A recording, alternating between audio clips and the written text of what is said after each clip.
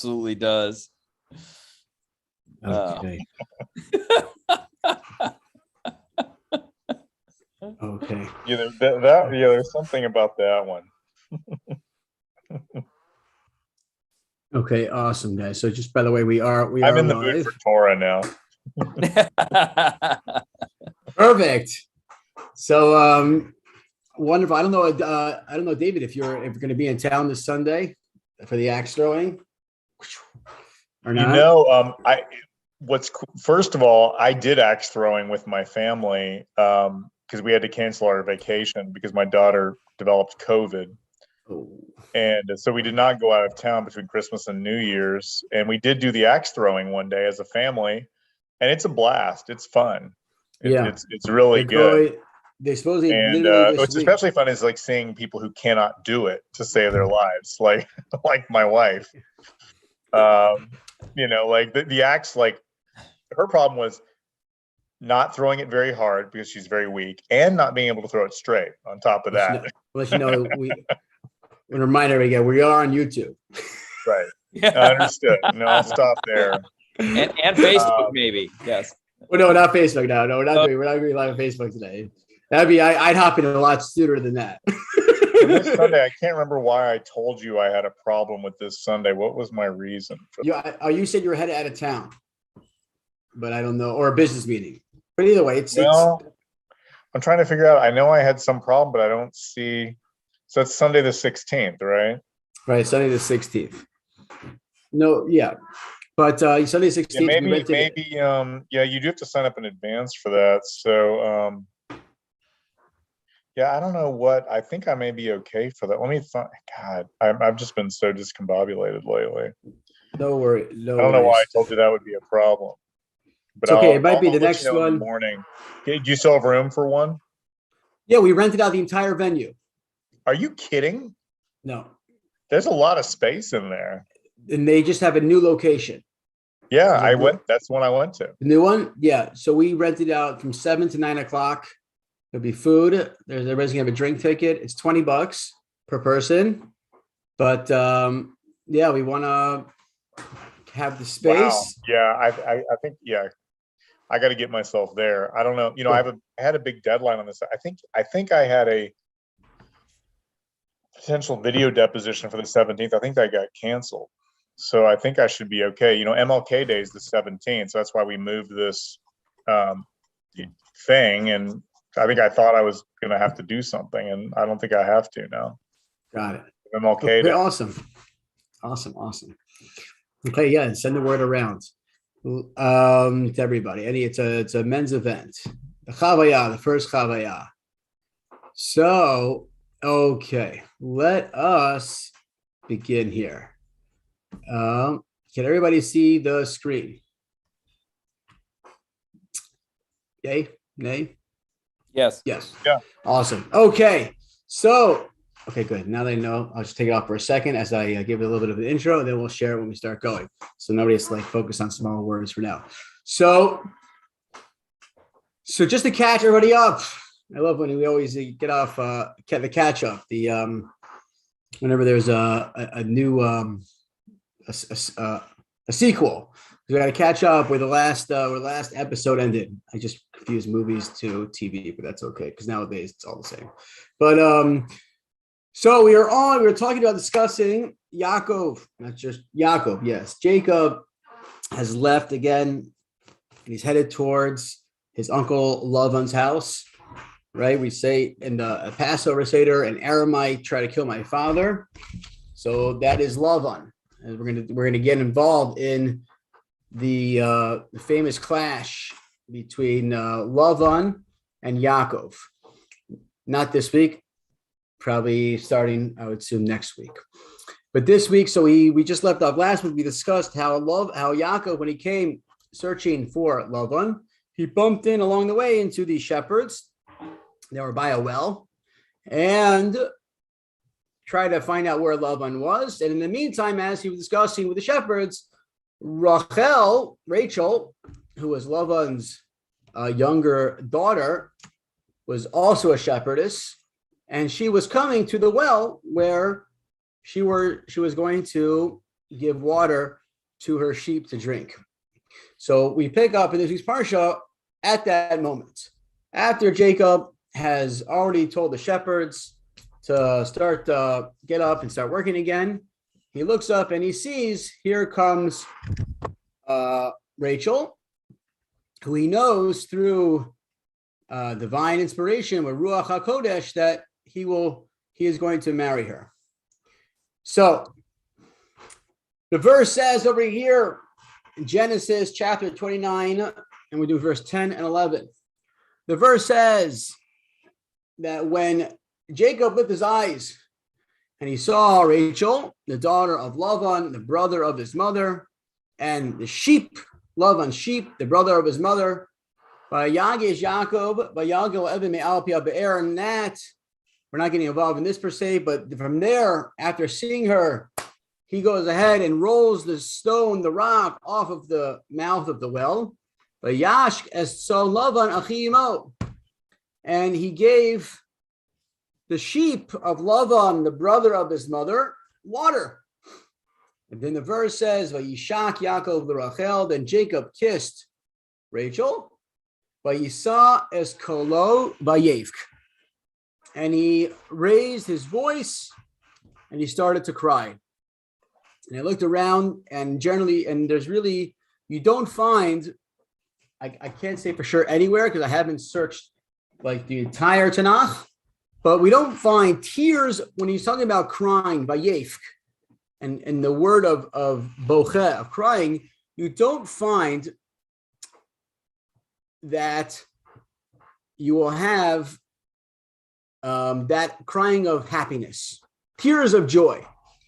The verse doesn't really discuss tears of joy so much, of crying out of happiness. That word of crying is of for sad reasons. And that's what Rashi on the verse basically wants to know. Why is Jacob crying? Right? It doesn't seem to be a sad time. It seems to be a very happy time. You just found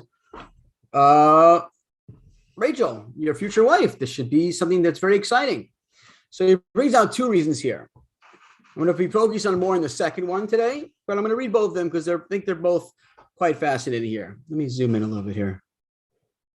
Okay. Vayevk, and he cried, he wept. Ufi, why did he cry? Ufi shetzafa b'ruach hakodesh, through the Holy Spirit. That's how they translate it here, but I would more call it through a divine inspiration, through amount of literal prophecy. He had a certain amount of prophecy at that moment that he knew that he was not going to be buried with Rachel. We know later on Rachel dies on the way, and she instead is buried outside of Beit Lechem. Right? Rachel's tomb is not in Maras Machpelah. Rachel is not buried in Hebron. In Hebron, where we are told by the Torah that Abraham, Sarah, Isaac, Rebecca, Jacob, Leah, and Adam and Eve. I forgot about Adam and Eve. And also, right, they are the people buried there, and also the Medrash tells us that Esav's head is buried there. But we'll get to that when we get to that. That's a little bit of a foreshadowing. Esav's head is also, the Torah tells us, is buried there. But Rachel is not. Rachel dies in childbirth. She's giving birth to Benjamin. She's giving birth to Benjamin, and she dies. Make sure that everybody has. It's all good. Make sure somebody had the link. So, and she dies there, and that's where she's buried. And she's not buried next to Jacob, and that's the reason why he cried. Okay, but that's not the reason we're focusing on today. Davar acher, a different explanation brought down.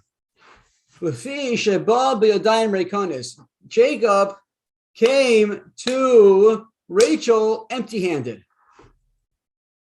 And he started to cry over this. And he started thinking, he realized, Amar, Eliezer, Ebed Avi, I know Eliezer, my father's servant, when he came to this part of town to look for a wife for my father, he gave, as we discussed, he gave Rebecca, he gave her camels, he gave her rings, he gave her jewelry. He came with all this money, with all this wealth.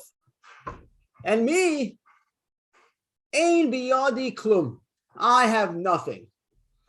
And why does he have nothing? I don't get why he didn't come prepared.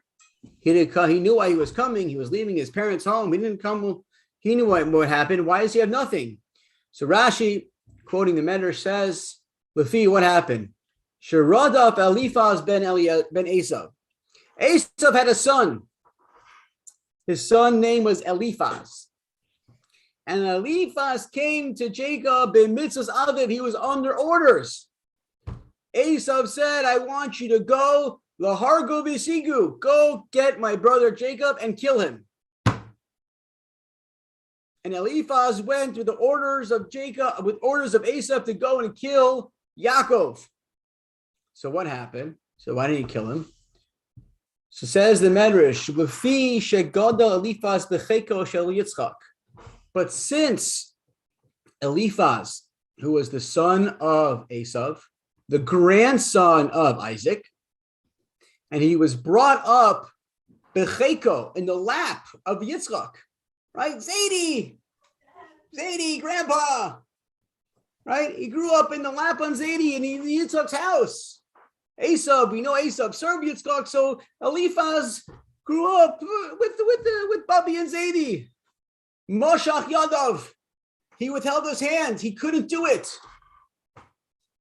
But he told him, but he went to Jacob, Uncle Jake, Amar lo, I'm stuck. I have a command from my father to kill you. But how can I kill you? I can't do it. I just can't imagine. Zaidi, I don't have within me that ability to actually do it. And I'm stuck. What do I do, Uncle Jake, Uncle Yaakov? So Amar lo Yaakov says, I'll have an Asa. I have advice.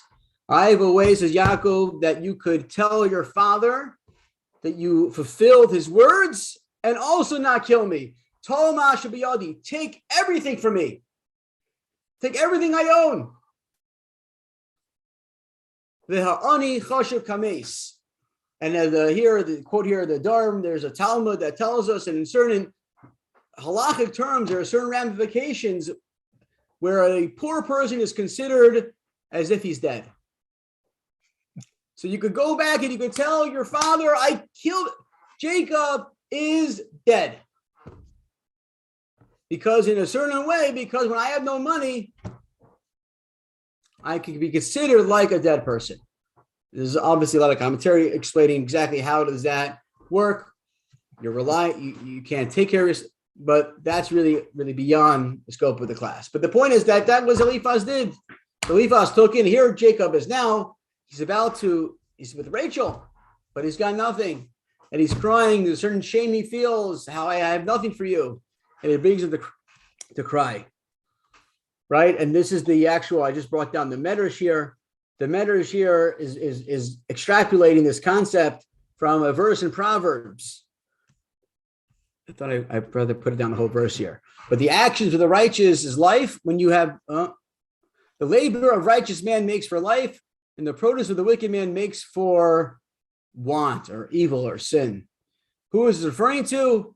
So when it refers to the first half, this is Eliphaz that grew up in the lap of Isaac, and the other one is Amalek, who we know is was the nation that ambushed the Jewish people after they left Egypt, and Amalek himself was quite the wicked person, and all the descendants are evil. Why is he so evil? Because he grew up b'cheko shel Esav. He had a little bit of a different experience than Eliphaz. Eliphaz grew up in the lap of Isaac, and he grew up in the lap of Esav, who we know to be a wicked person. Okay. So this is, to me, it was quite interesting and honestly quite powerful. If we try to understand what this means exactly, right? Here goes Eliphaz. Eliphaz, who's super interested in doing the will of his father, right? It's not like you go, and I could imagine, it's not so simple. Your father's Esav, you don't do what Esav says. I don't know. There's a lot out there. And you grew up in this house. Imagine the house of Esav. It wasn't the most upstanding house. Esav is not the greatest role model, as we know from the Torah. And the Medrash tells us only one reason. There's Eliphaz coming. He's traveling all the distance, sword in hand, to fill the will of his father. There's one thing. There's only one thing that the Medrash tells us is pausing Eliphaz from completing the mission that he set out to do. One. Not what he learned, what he feels, what he believes, because he grew up in the lap of Yitzchak. The impression that his grandfather made to him when he was a young child, being in his presence, seeing how seeing the way he behaved, understanding, maybe getting a little glimpse of his morals, of his ethics. It rubbed off on Eliphaz, and it rubbed off enough where even though after that, for years, he was not with Yitzchak. He grew up, he moved on. That little impact was significant. Now, again, talking about murder here, right? So we're talking about a tremendously, murder. We're talking about murder. So we're not talking necessarily that you need to have this transformative experience. But the point being is that if I didn't grow up in the lap of Yitzchak, I don't have that experience. I kill you. I'm ready to kill you to fulfill the deed of my father. But I'm only not going to do that. The pause is because of the experience as a kid. And you think on the flip side, right? Amalek, who is known to be, is understood in his actions throughout the Torah and throughout Tanakh, is evil. And what do they say they do? It's because you grew up in the lap of Esav. You have a different experience as a child. Maybe if you don't have that strong of negative influence in your youth, maybe you don't become like an Amalek. So to me, the message is overwhelming. When it comes to, in general, the influence that we have on children, and how impressionable a child can be, where we don't fully understand or appreciate the sensitivity and the nuance and how subtle. What difference does it make? Okay, so you grow up with the house of Yitzchak. Now Yitzchak is quite a special person, right? I mean, Isaac. But we can't underestimate, when we're, so, right. So I have younger children, but even, my children are still, I guess, growing up on my lap, but I assume it doesn't stop there. Maybe there's a certain impressionable time. We know, the younger the child is, the more impressionable they are, as he did. David Goldman's here on the chat. David's, probably could speak a lot to, psychology wise. David could probably speak a lot to this more. It's professional, but I think when a child's younger, they're super impressionable, but the impression never ends. Everybody's always influenced by their surroundings, but certainly in the younger years, how crucial it is to surround our children and surround the youth with positive role models, with even in the youngest age. And I guess we all know the importance of influence, but if we see here the extent, you never know, years later, decades later. By now, I think Eliphaz, I'm pretty sure Eliphaz is, imagine, over 30, over 40 years old. And just a basic, quick guesstimate. Oh man, so why aren't you killing me? Because when I was a young kid, still, and we see today, we see really in our Jewish history, in the most recent Jewish history, the impact, the influence the grandparents had on their children, on their grandchildren, and really the responsibility, as parents become grandparents, and as grandchildren become parents, how that role that we all play in Jewish continuity when it comes to our children and what they're going to be in 20, 30, 40 years, their moral, their values, what is important to them, where their moral compass is, what they determine is good, is bad, is evil. The responsibility on the older generations. It's not, okay, I can imagine a grandparent. Okay, I'm having fun with my grandchildren. Oh, here, get toys, candy, right? That's what grandparents are for. Spoil them until you get them back to their parents. Whatever. That's the line, right? Nobody knows that yet, but that's the line. We all know the line, right? That's what happens. But it's not. It's more than that. We can't underestimate, and certainly that's grandparents. And obviously, if Asaph himself was somebody that was of a higher caliber, it could be you wouldn't need the influence of Yitzchak to prevent murder, but the influence obviously would still be there. So that is something very powerful. It's also very fascinating on a side note here of how sensitive Yaakov was to ensure that Eliphaz fulfills the command of his father. Right? Yeah. Yaakov could say, Eliphaz, sorry, you don't need to listen to the word of your father. Right? There's no mitzvah.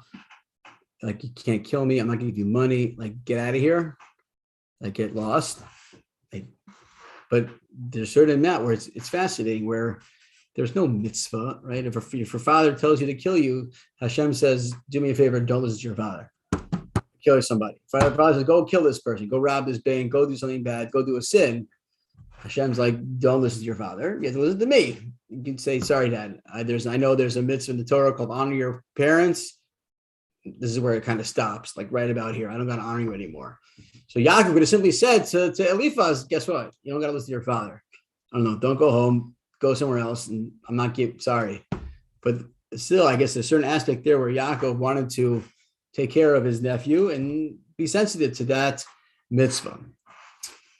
Okay, so whatever we can, and all of our, and obviously his grandparents, his community, it goes beyond wherever we find our role in the Jewish nation, in the Jewish community, to ensure that our youth can have those positive experiences, to have those lessons, those morals, those ethics. It can make the difference. Who knows? Obviously education, we want our children to learn. We want children to be able to read, to be able to have no science, to know math, but we have to ensure that our children understand right, wrong, morals, ethics, values, and at the moment of youth, because you never know where down the road, even if they end up 20, 30 years, they can go on some type of vacation from living a life of moral standards, but we never know the youth when they're in their early years.